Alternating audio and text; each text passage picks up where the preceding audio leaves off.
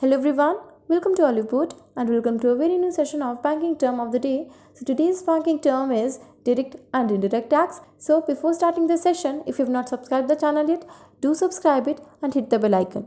So first है आपका direct tax. तो इसे हम जानते हैं फर्स्ट डेफिनेशन से, it is a tax levied directly on a taxpayer who pays it to the government and cannot pass it on to someone else. सो ये जो टैक्स होता है आपका, वो डायरेक्टली लेवी किया जाता है टैक्स पेयर पे, यानी कि जिसके नाम पे रजिस्टर्ड होगा उसी के नाम पे ही टैक्स लगाया जाएगा एंड उसी पर्सन को ही टैक्स पे करना पड़ेगा गवर्नमेंट को. ये किसी को भी पास नहीं कर सकते हैं. फॉर एग्ज़ाम्पल, जब किसी के नाम पे इनकम टैक्स आता है, जैसे कि मैंने एज RBPO ज्वाइन किया एंड मेरे नाम पे टैक्स आया, फॉर एग्ज़ाम्पल श्वेता द्विवेदी के नाम पे टैक्स आया, तो जो टैक्स है वो किसे पे करना होगा? श्वेता द्विवेदी को ही पे करना होगा. मुझे अपनी सैलरी से ही वो इनकम टैक्स डिडक्ट करवाना होगा, वो टैक्स मुझे पे करना होगा, ना कि मेरे पेरेंट्स को. सो जिसके नाम पे टैक्स आता है, जिसके नाम पे टैक्स इशू होता है, उसी को ही टैक्स पे करना होता है. सो ये हो गया आपका डायरेक्ट टैक्स. अब जानते हैं कि सम ऑफ द डायरेक्ट टैक्सेस कौन कौन से हैं हमारे. So income tax, estate tax, wealth tax. मैंने आपको इनकम टैक्स का बता दिया कैसा होता है, and estate tax and wealth tax भी आपका वैसे ही होता है. इसको डिटेल में जानने की नीड नहीं है आपको. The next is indirect tax. So indirect tax क्या होता है? It is a tax levied by the government on goods and services and not on the income, profit or revenue of an individual, and it can be shifted from one taxpayer to another. So इसमें क्या होता है कि direct tax में क्या होता था कि हमारी इनकम पे हमें टैक्स देना पड़ता था. सो इसमें ऐसा नहीं होता है, ना तो आपको इनकम पे देना होगा, ना ही अपने किसी प्रॉफिट या रेवेन्यू पे देना होगा. यहाँ पे आपको टैक्स देना पड़ता है गुड्स एंड सर्विसेज पे.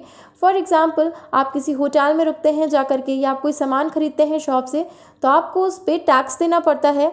एंड इस टैक्स में क्या होता है कि जो सामान को लेता है, यानी कि जो शॉपकीपर है, वो तो अपनी शॉप में सामान भराएगा, पर वो टैक्स वो खुद ना दे करके हम लोगों से लेता है. यानी कि जो टैक्स है उसने शिफ्ट कर दिया खुद से हम लोगों पे. ठीक है ना. जब हम लोग कुछ भी सामान लेते हैं तो हम लोग को बिल मिलता है, इनवॉइस मिलता है, उसके फॉर्म में वो हमसे लेता है GST.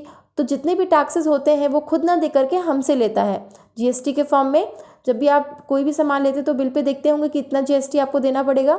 सो क्या हुआ, शॉपकीपर ने वो टैक्स खुद ना दे करके हम लोगों से वो टैक्स ले लिया और गवर्नमेंट को वहाँ पे हो गया. सो ये होता है आपका इनडायरेक्ट टैक्स. अब जानते हैं कि कौन से ऐसे टैक्सेस थे जो पहले यूज़ हुआ करते थे हमारी कंट्री में, इंडिया में, पर अब ये शिफ्ट हो गए हैं. So VAT, sales tax, service tax, custom duty and central excise duty.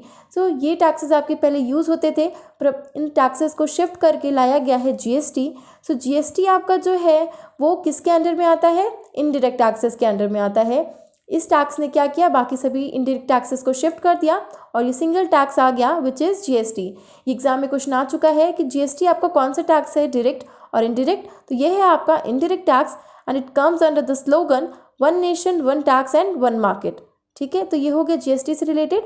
अब आप सभी के लिए एक होमवर्क है कि आपको मुझे लिस्ट ऑफ गुड्स बतानी है जो कि GST से एग्जेम्प्टेड है. So you have to tell me the list of goods which have been exempted from GST in the comment section. तो आपको मुझे ये कमेंट सेक्शन में बताना है. So we are done with the session here. Do like it, share it with your friends and don't forget to subscribe the channel. Thank you so much.